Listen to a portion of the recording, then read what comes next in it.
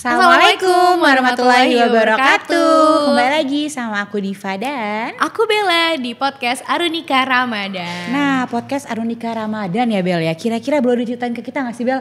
Apa sih Arunika Ramadan itu? Apa ya? Nah, nih buat teman-teman yang belum tahu apa sih Arunika Ramadan? Arunika Ramadan itu adalah annual activity sosial kita yang kita lakukan setiap tahunnya di bulan insya Allah penuh berkah. Jadi kalau untuk teman-teman milenial nih yang punya ide apa ya kalau mau ngelakuin aktivitas baik di bulan Ramadan, betul, bisa sharing sama kita, bisa gabung juga sama kita. Betul, karena memang walaupun saat ini Ramadan juga sudah berjalan gitu kan, dan juga kita udah mulai pandemi udah mulai terkikis lah ya gitu kan, kita tetap nggak boleh, langkah kita nggak boleh terhenti. Benar gitu banget, ya, benar banget. Nah, karena udah mulai aktivitas udah mulai berjalan normal nih, Diva udah sibuk apa aja nih di selama bulan puasa? Nah, kalau sekarang sih aku basically memang masih kerja ya Bel ya. Maksudnya sibuk WFO aja sih. Cuma kadang juga ngerasa kayak gak punya waktu buat diri sendiri. Walaupun sebenarnya kita harus tetap gitu, balance ya Bel ya. Betul. Kesehatan diri itu karena penting banget. Bener kan. banget. Karena supaya mental tetap terjaga, kesehatan fisik juga harus tetap dijaga Div. Karena gak harus terus-terusan kerja, jadi kita harus bisa membagi diri juga buat me time ya. Apalagi nih di bulan penuh berkah ini kita harus banyak berbuat baik, Div. Kesempatan banget betul nih. Banget. Nah, nyambung ini nih Bella, sebenarnya aku tuh mau cerita juga kalau memang di bulan suci Ramadan tahun ini, Arunika Ramadan itu kita punya membawa tema yaitu Ramadan mulai ceria gitu, di mana memang mulai ceria kenapa? Karena memang di tahun ini kan kita tahu ya, kita sudah mulai bisa beraktivitas seperti normal lagi lah sedia kala gitu. Jadi harapannya memang Ramadan tahun ini bisa membawa keceriaan bagi siapapun gitu. Dan memang sebenarnya Bel, kalau aku boleh cerita juga, kita hari ini gak berdua loh Bel. Kita akan mengundang salah satu sosok laki-laki hebat yang mungkin akan ada di samping kita nanti gitu ya. Beliau adalah Bapak Haji Marsan Susanto selaku ketua yayasan dari Yayasan Rehabilitasi Mental Al-Fajar Berseri. Yang sebenarnya tadi kita sempat cerita juga ya bahwa kesehatan mental itu kan penting gitu. Karena memang ada salah satu research dari WHO yang mengatakan bahwa 80% dari negara-negara berkembang itu memang masih belum belum aware lah gitu terhadap kesehatan mental, kesehatan jiwa lah ya gitu ya Bel ya. Kurang lebih sih kayak gitu. Berarti sosok inspiratif banget ya yang bakal kita undang. Betul. Oke, tanpa berlama-lama lagi kita akan panggilkan Bapak Marsan. Tapi sebelumnya kita mau berterima kasih dulu nih terhadap Safaka Coffee and Eatery yang udah kasih kita spot ya untuk bisa sharing. Spot keren banget ini dan mungkin kalau kalian yang masih pada WFH di rumah itu bisa work from cafe kali ya. Nah, karena homey banget nih kayaknya. Wifi-nya juga kenceng deh. Betul. Coffee-nya juga enak. Lebih tepatnya itu. Harus coba nih warga Bekasi. Dan Alen Music Studio yang udah support juga nih untuk podcast. Dan Fountain Hate juga Azalea. Oke deh Bel, kalau gitu kita daripada lama-lama lagi kita langsung aja kali ya undang Bapak Haji Marsan Susanto. Assalamualaikum Pak Marsan. Waalaikumsalam warahmatullahi wabarakatuh. Apa kabar Bapak? Gimana? Alhamdulillah sehat jasmani dan rohani. Alhamdulillah udah jauh-jauh main kesini ya Pak. Terima kasih banyak waktunya.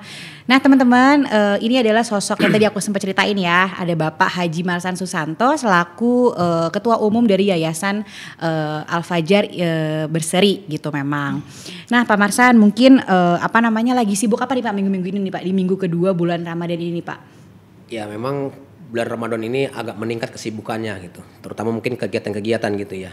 Kayak kegiatan untuk pengajian, kayak kegiatan untuk yang lain-lainnya gitu. Karena mungkin beda dengan bulan-bulan yang sebelumnya Ramadan seperti itu gitu. Ya terutama kita memang kesibukan itu sehari-hari itu kita bergelut dengan binaan. Kayak mungkin dia cek kesehatan fisik, cek kesehatan jiwa, menyiapkan untuk sarapan dan lain sebagainya gitu. Dan terus juga ada kunjungan yang sifatnya mungkin berbasis dengan ibu-ibu taklim gitu ya gitu. Karena mungkin bulan suci Ramadan ini memang bulan penuh barokah. Ya saya sedikit banyak agak meringankan beban saya seperti itu gitu. Khususnya tadi kayak ada yang ngirim mungkin seperti kayak nasi bungkus, kayak mungkin sembako gitu. Ya memang beda lah dengan bulan-bulan yang lain gitu ya. Pak ya. Gitu. Alhamdulillahnya ya Pak ya. Oke. Nah Pak, mungkin sebelum kita cerita sedikit mengenai, maksudnya cerita banyak ya mengenai Yayasan Al-Fajr Berseri, mungkin boleh diceritain dulu nih Pak, sosok dari Bapak sendiri ini kira-kira dulu nih latar belakangnya seperti apa sih gitu Pak, sampai akhirnya Bapak punya Yayasan. Pak, ini iya betul, sampai punya inisiatif untuk mendirikan yayasan ini gitu Pak Marsan. Iya, memang sebetulnya saya ini tidak ada cita-cita dan tidak ada niat untuk apa yang sekarang saya lakuin gitu. Saya dulu adalah seorang kusir delman. Jadi kebetulan di situ di komplek itu ada tempat pembuangan sampah, tanah kosong, di situ ada ODGJ yang berhari-hari, mungkin udah hampir berbulan-bulan di situ gitu. Nah, saya pas melihat pertama tidak punya ada rasa hati ibah gitu, karena posisi mereka itu sedang duduk tiduran di situ. Nah, pas saya melihat yang kedua kalinya, di saat dia makan di kantong plastik yang sedang digerumunin lalat, nah di situ saya merasa kepikiran gitu.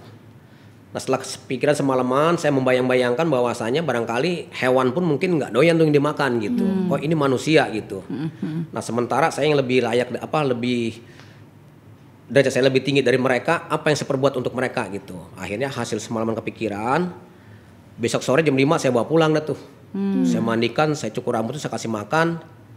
Nah, pada saat itu saya masih punya anak, ada yang usia baru 2 tahun, ada yang masih nyusu sama ibunya gitu. Nah, istri saya waktu itu dari bahasa tubuhnya kayaknya nggak menerima gitu, karena takut gitu. Kan rumah saya kan kecil tuh, cuma tanah saya 100 meter berikut kandang kuda.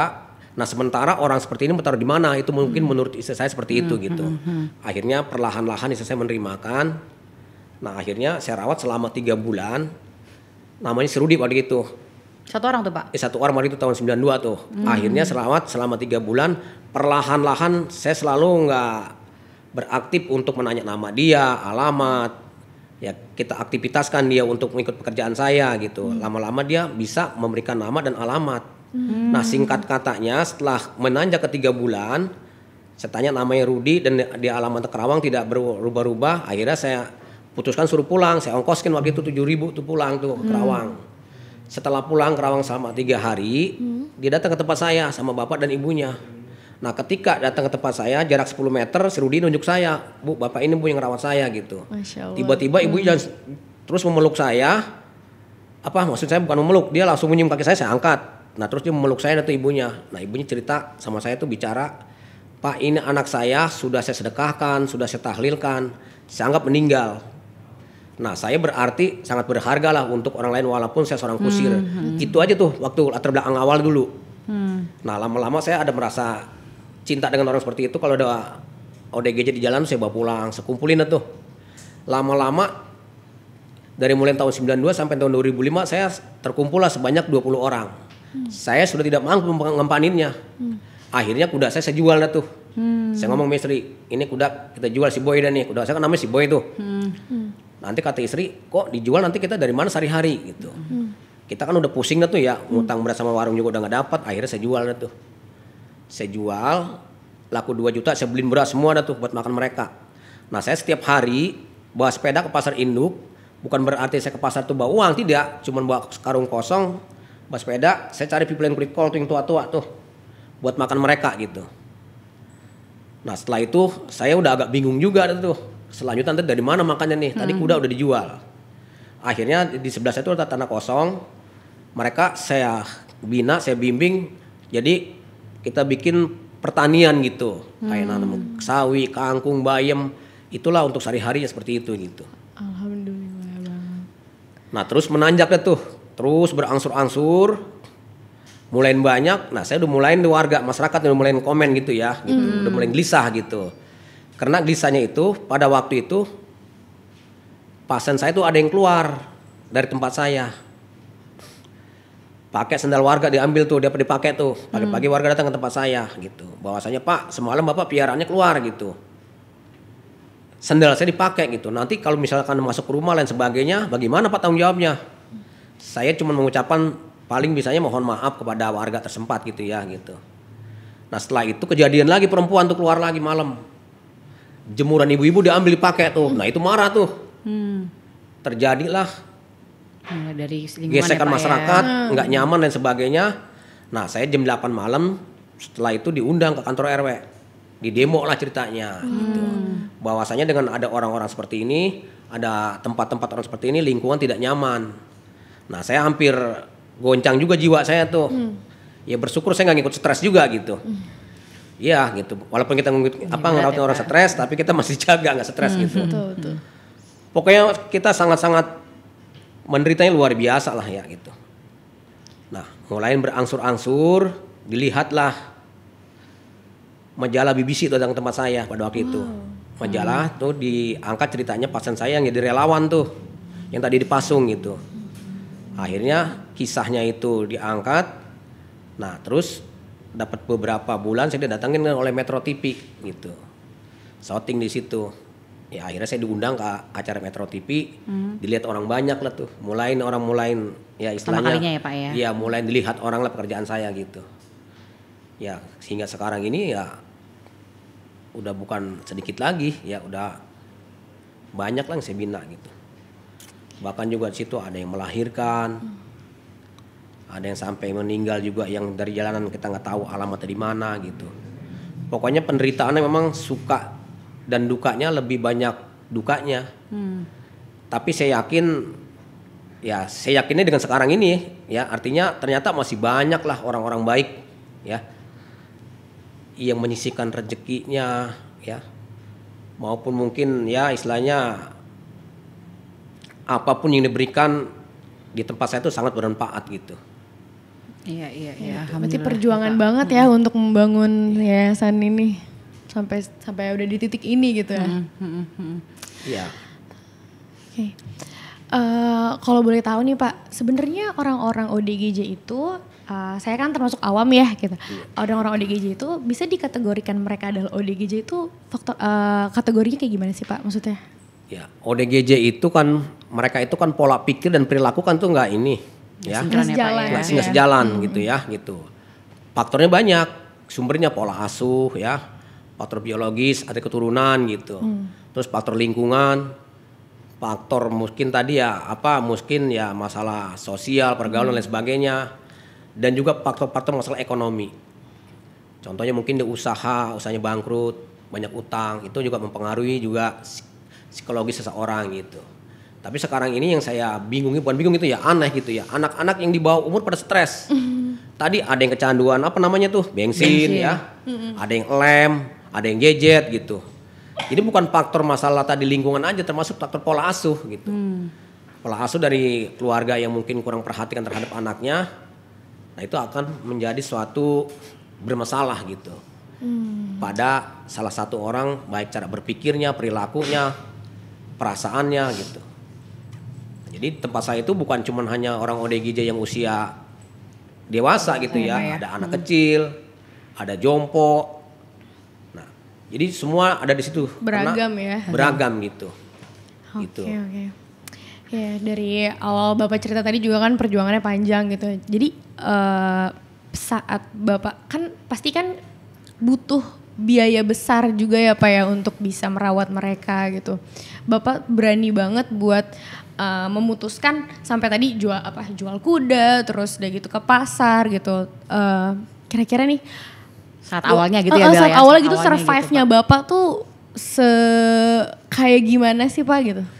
Ya sebetulnya yang itu tadi kita sebetulnya nggak punya latar belakang kayak mungkin kapasitas akademisi pendidikan gitu ya gitu maupun kita mungkin punya materi yang cukup gitu ya cuma buat makan aja kita hari ini kita cari hari ini kita makan gitu mungkin tadi ya saya tadi melihat tadi itu yang awalnya tadi itu Rudi itu saya yakin mungkin kalau orang sehat walaupun lapar juga mungkin nggak mau makan tempat sampah seperti itu. Iya betul. Nah saya berasumsinya derajat saya lebih tinggi dari mereka apa yang saya perbuat sebagai manusiawi gitu. Cuman itu aja konsekuensinya gitu. Nah dengan berjalan waktu memang penderitaan sangat berat gitu ya gitu. Artinya kalau kurang-kurang mungkin saya sih nggak merasa saya hebat gitu ya. Mungkin ini udah jalannya barangkali ya. Betul. Saya dari tahun 92 sampai sekarang ini jarang keluar kayak gini, kalau bukan ada undangan atau mungkin yang lainnya. Saya 24 jam di tempat bergaul dengan orang-orang yang mengalami yang terganggu jiwanya. Ya kalau seandainya saya mungkin tadi bicara saya mungkin bahasanya mungkin nggak nyambung lain sebagainya ya mungkin wajar aja. Karena bergaul dengan orang-orang yang nggak nyambung kan begitu. Tapi alhamdulillah ya, berarti Pak Marsan ini salah satu orang yang dipilih Allah gitu lah untuk dan kuat ya Iya. Bel Iya, ya. gitu. Bener-bener manusia-manusia kuat ya Bel ya. Itu tadi saya bilang saya bukan merasa hebat. Ini Iya, mungkin udah takdir Dan barangkali takdir ya. Gitu. Bapak. Kalau hebat berarti saya punya persiapan yang kuat, baik fisik maupun mungkin yang materi dan sebagainya. Saya dengan beriring jalan aja, Iya. nggak tahu arahnya kemana nanti ini saya juga nggak tahu gitu. Iya, iya. Itu pun awalnya juga ketidaksengajaan Bapak Tidak gitu. ada, nggak punya cita-cita. Kenapa tadi kemampuan kita, kapasitas kita sangat minim sekali gitu. Gitu.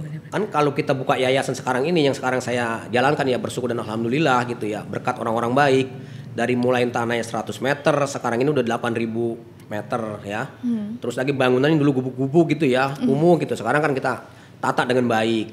Itu pun juga nggak ada orang luar yang Pak harus begini-begini, nggak ada. dengan saya sendiri gitu. Sendiri ya, Dengan Pak, ya.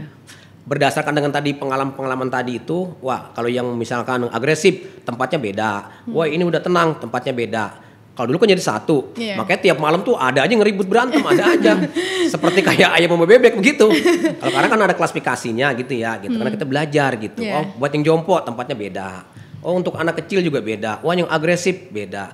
Jadi mereka tuh bisa menyesuaikan ya kalau bahasa bahasa Betawi itu ada golong-golongannya gitu ya gitu atau bahasa kerennya ada klasifikasinya lah gitu.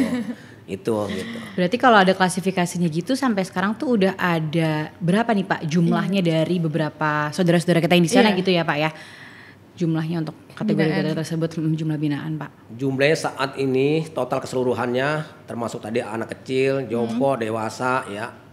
Ada yang lagi keadaan hamil 2 orang tuh dari jalanan gitu. Total seluruhnya tuh ada 453 orang yang malam datang tuh. Masya Allah banyak banget ya. Menarik Pak ya. Jadi per hari itu harus menyiapkan beras sebanyak 1 kintal 60 kilo untuk 3 kali makan. Wow. Per hari itu. Itu beras doang ya Pak Beras ya? aja Baru tuh. beras Beras doang ya aja, Bel belum ya? lauknya, belum buat mereka sehari-hari.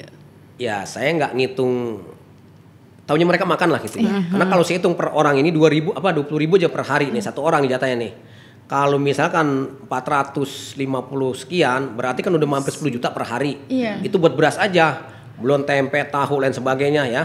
Itu yang kita hitung per hari udah 20.000 satu orang tuh jatahnya. Belum nanti ada yang rusak keran dirusak-rusakin. Ada yang lampu dirusakin. Iya, belum fasilitasnya itu Belum ya Ada Pak yang ya. banyak lah. Belum nanti ada yang sakit kita bakal klinik. Belum nanti juga ada yang meninggal. Itu nggak kepikirkan. Tapi yang kepikiran fokus itu adalah kita bagaimana mereka tuh harus makan. Iya, Tiap betul. hari itu yang paling penting gitu. Insya Allah setiap hari ada aja rezekinya gitu ya Pak ya. Makanya tadi saya bilang ini udah bukan matematika kita lagi ya. Iya, ini udah matematika matematika Allah. lah gitu Iya, ya. betul. Nggak nyanggup lah gitu. Tapi kalau boleh tahu Pak, apakah memang sudah ada donatur tetapnya setiap bulannya atau ya bagaimana Pak? Sekarang ini saya sangat bersyukur ya gitu. Terutama kita ada sebuah perusahaan karena saya pernah ngambil orang gangguan jiwa di perusahaan situ dekat dari daerah situ. Jadi tahu gitu.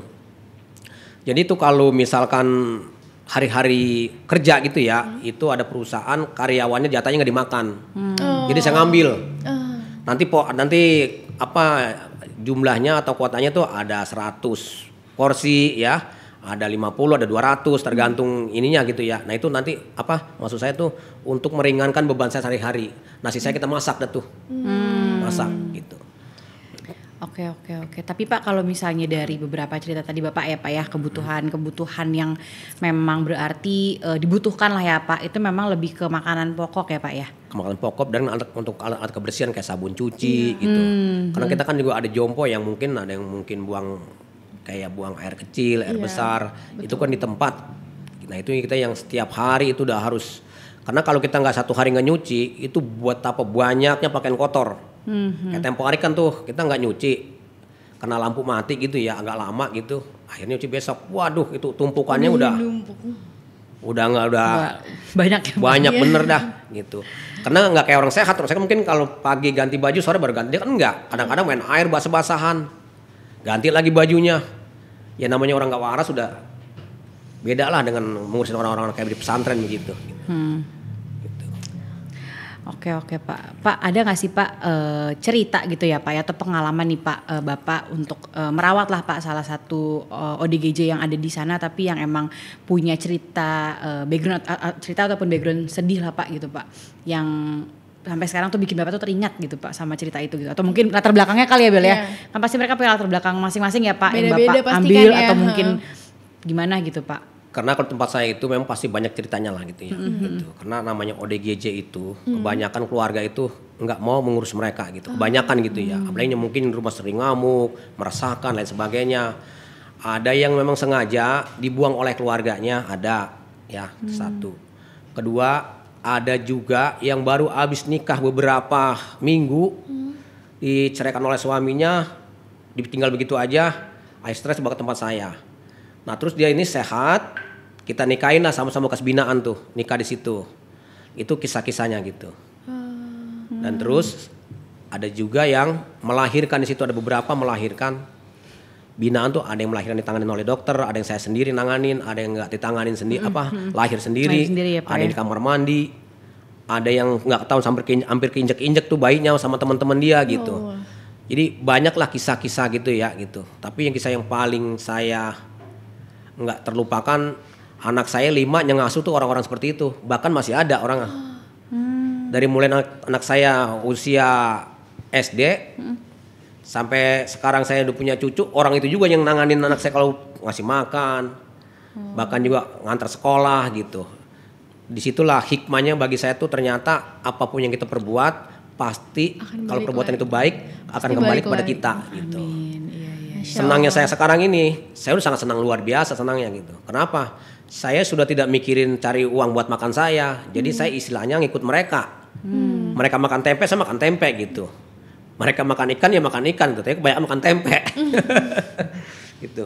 Jadi saya udah nggak harus bagaimana saya harus besok nih buat makan, saya udah nggak ada. Saya ngikut mereka gitu. Kenapa? Karena barangkali salah satunya saya adalah bagian dari mereka, tersisi rezeki mereka tuh saya bisa dapat dari beliau gitu, dari mereka-mereka yang saya bina gitu. Itu intinya gitu. Jadi bukan karena saya nih saya rawat terus saya kasih makan, saya berikan tempat, bukan. Karena saya berangkatnya dari orang yang tidak punya kemampuan apa-apa seperti itu. Iya, berarti Bapak adalah rezeki buat mereka dan mereka adalah rezeki juga buat Bapak. Jadi saya tidak merasa bahwa saya ini, kamu nih saya kasih makan sekian banyak, itu nggak ada. Dulu memang itu yang saya terasa sekali, jual kuda aja, itu aja modalnya. Yang pertama tuh jual kuda, itu yang dari saya tuh. Kalau sekarang ini ya mungkin dari mereka. Iya. Gitu. Iya. Menarik banget ya Bel ya. Menarik banget. Jadi kita juga nggak nyangka kalau ternyata ada juga balas budi mereka gitu ya. Betul. Mungkin kalau boleh diceritain ke kita juga ya Bel ya. Karena kan sebenarnya memang podcast kita hari ini itu memang untuk membantu para teman-teman lingkungan kita lah Pak gitu kan, untuk ternyata ada nih Yayasan Al-Fajar Berseri, mungkin dengan ada Pak Marsan juga gitu kan Pak. Apa sih Pak, mungkin boleh diceritain ke kita juga, atau mungkin harapan kali ya Bel ya. Harapan dari Pak Marsan mungkin untuk para teman-teman kita nih yang ada di luar sana gitu ya Pak ya, yang sekiranya mungkin punya rezeki berlebih ataupun bisa membantu teman-teman saudara-saudara kita yang ada di Yayasan Al-Fajar Berseri ini. Kira-kira dari Bapak adakah harapan yang mau disampaikan gitu Pak pada teman-teman kita di luar sana gitu ya Bella ya? Iya, harapan saya terutama mungkin kita harus punya rasa peduli ya terhadap saudara kita yang nasibnya kurang beruntung gitu. Satu. Dan kedua, apapun yang kita berikan mungkin ya sedikit bagi kita mungkin nggak bermanfaat, tapi bagi orang lain yang membutuhkan sangat bermanfaat gitu. Dan ketiga, bahwasanya orang-orang ODGJ ini memang orang ada sebagian kecil disisihkan oleh masyarakat dan lingkungan. Itu. Ya, dan selanjutnya mungkin ya saya ini ya kalau dibilang mungkin apapun yang diberikan itu nggak ada yang bahasanya tidak terpakai gitu, pasti manfaat gitu, baik pakaian layak pakai maupun apapun gitu. Dan saya juga barangkali nanti ada melihat dari hal-hal apa yang kita ceritakan di sini, khususnya yang merasa kehilangan keluarga terutama.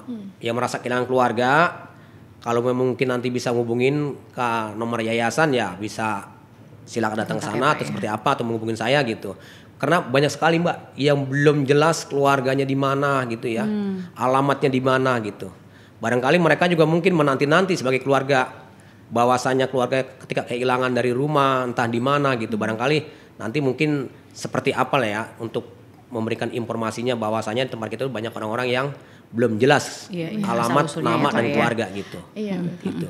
Berarti kalau misalnya banyak keluarga yang merasa kehilangan anggota keluarganya, bisa juga nih tanya sama Dicari Bapak gitu ya, ya, Pak, siapa mungkin tahu ternyata insya mungkin Allah salah mudah-mudahan ada di sana gitu ya Pak ya. Mudah-mudahan gitu. Iya. Oke, berarti dari sharing-sharing Bapak juga banyak ya kebutuhan-kebutuhan dari saudara-saudara kita iya. juga ya. Bener banget nih. Pokok dari sandang pangan papannya mereka gitu ya. Apalagi paling utama sih nasi ya. Makanan pokok sehari-hari lah gitu ya. sehari-hari mereka. Nah mungkin buat teman-teman juga nih kita mau sampaikan juga nih ya Bel ya. Kalau misalnya memang saat ini gitu ya Arunika Ramadan ini sedang menjalani open donasi juga gitu ya untuk para ODGJ dari Yayasan Al Fajar Berseri dari Pak Marsan juga gitu ya Bel ya mungkin.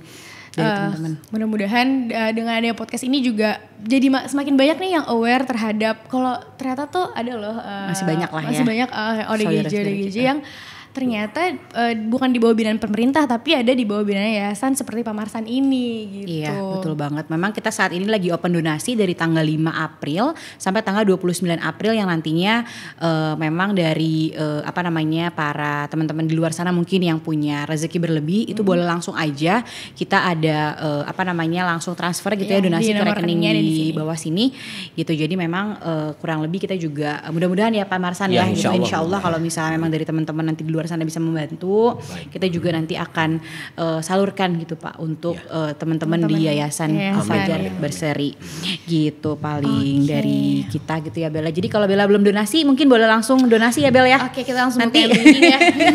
nanti langsung donasi ke kontak dari teman-teman mulai dulu gitu ya.